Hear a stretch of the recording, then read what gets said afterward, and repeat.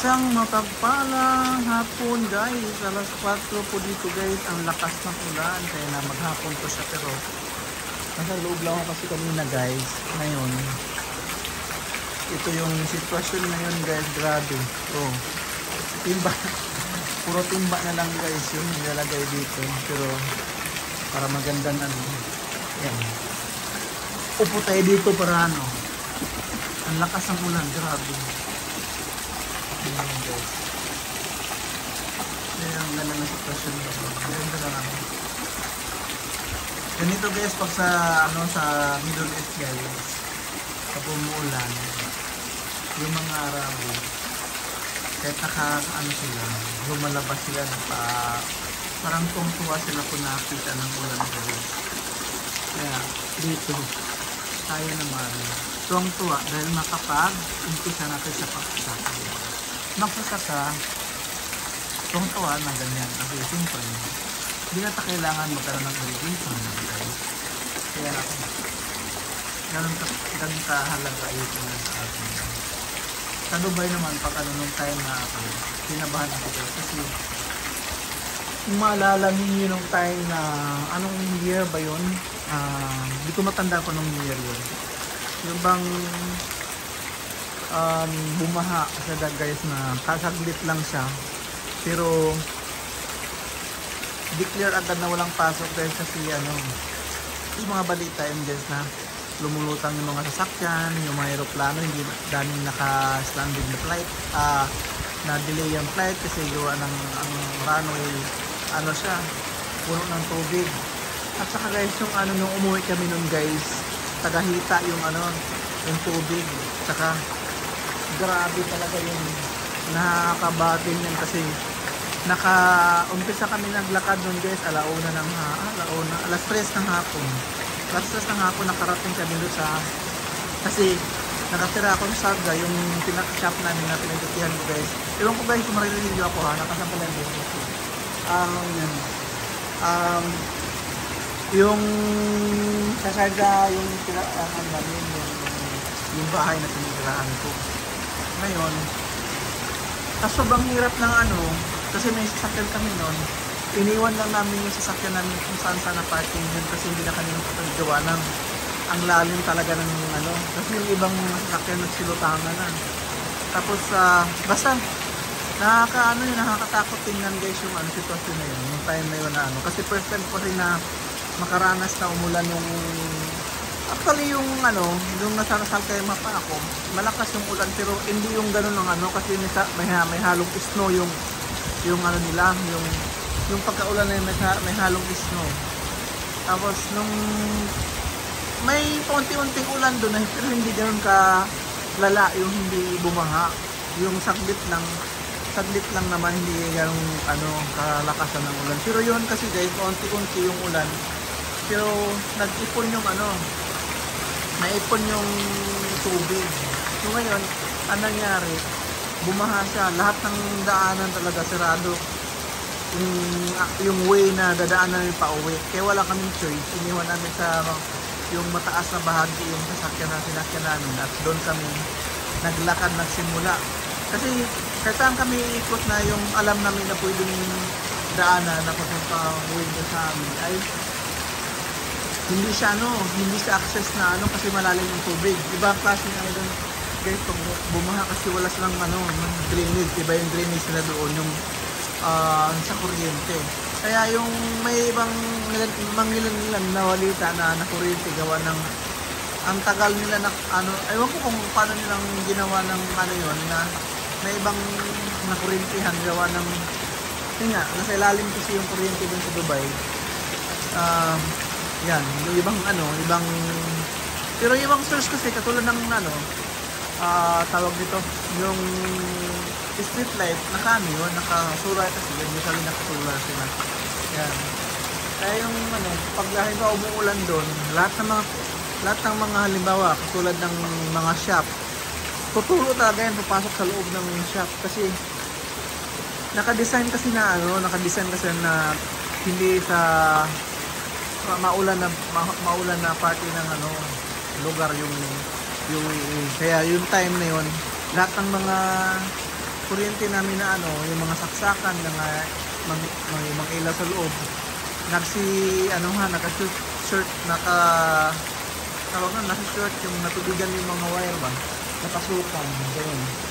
Kaya yun guys, oh, maalala ko yung, halimbawa ganito yung sitwasyon sa Dubai. Grabe. Oh, ganito, tonto na sila. Pag ganito kabilis yung maghapon yung ulan guys, sigurado guys, siguradong baha na. Yan nga yung ano nga doon guys, oh, may tubig na yung palaya na yung bagong pinanihan ngayon. Mga ilan araw na lang yan, nag-araro na rin ito sa yung kapatid ko. Kaya kung tuwa yung kapatid ko kasi ang lakas ng ulan. Yan. Ayan. Grabe guys, nakakatuwa. Kaya sa mga farmers dyan, yan, tuwa sila na nakalakas ang ulan ngayon. Kaya yan. Ang puting ng langit guys. Kanina, mga ano, hindi ko na napansin kasi hindi ako lumabas kasi yung ano yun. Ngayon ko na napansin mo. Naghiganiga ako doon na ang lakas pa ng ulan. Hindi kasi marinig sa loob guys. Kasi ano kasi yung ganito yung bahay guys. Ganyan. Yan. Glass. Tapos parang solid yung pagkaano mo. Doon ako sa loob ng higaniga. Tapos napansin ko, paglingon ko sa salamin, lakas pala ng ulan. Yan. Kaya naisipan ko na kuhaan ng video yung sitwasyon dito na mula nang dumating kasi ako dito guys, may mangilan-ngilan na hindi siya hindi maambon-ambon pero hindi ganito kalaki. Kasi nung pagdating ko, maambon-ambon lang naman pero hindi mainit. Hindi madalas ba? Hindi madalas uminit. Pasaglit-saglit yan. Ganun. Kaya parang masaya lang. Umulan na naman. Hindi mo maramdaman ng init. Kasi dapat ganitong season guys, summer na. Kasi February, March, ganun. April, dapat summer na. Pero iba na yung pagtakbo na talaga ng weather ngayon. Kasi imbis na summer, pag init siya, sa UAE is Ramadan, ayon sa kasamaan ko diyan sa mga nasa UAE, malamig pa din daw ang panahon, hindi pa daw gano'ng kainit ang panahon doon. Kaya kasi maganda din kasi kung halimbawa na katulad ng nagpa-fasting ka, dati-rati nagpa-fasting kami guys kasi nasa ako guys, nasa Dubai ako. Nagpa-fasting ako kasi gawa ng nag-convert niya ako. Pero dito guys, hindi ko naramdaman kasi wala naman din kasi dito. Hindi naman kasi tulad ngayon na nawala ko na yung ako na kasi gawa ng sa ang dami kong maintenance sa aking sitwasyon ko. Nagkasakit kasi ako may kevin ko. Kaya yan guys. Diba? Daming tubig. Nakakatuwa. Kaya hindi na mahirap ng sana tuloy-tuloy na ganitong para makapag-umpisa naman sa ng pagsaka. Tawag ng pag-araro. Yan. Doon ba ba? Diba? Napalayan din. Kaya palang araw mag-umpisa na rin pag-araro. Yan, mga magsasaka dyan, tuwa na ngayon, diba? Kahit ikaw naman siguro guys, kung halimbawa meron ka mga sakahan na umaasa ka lang sa yung supply ng irrigation.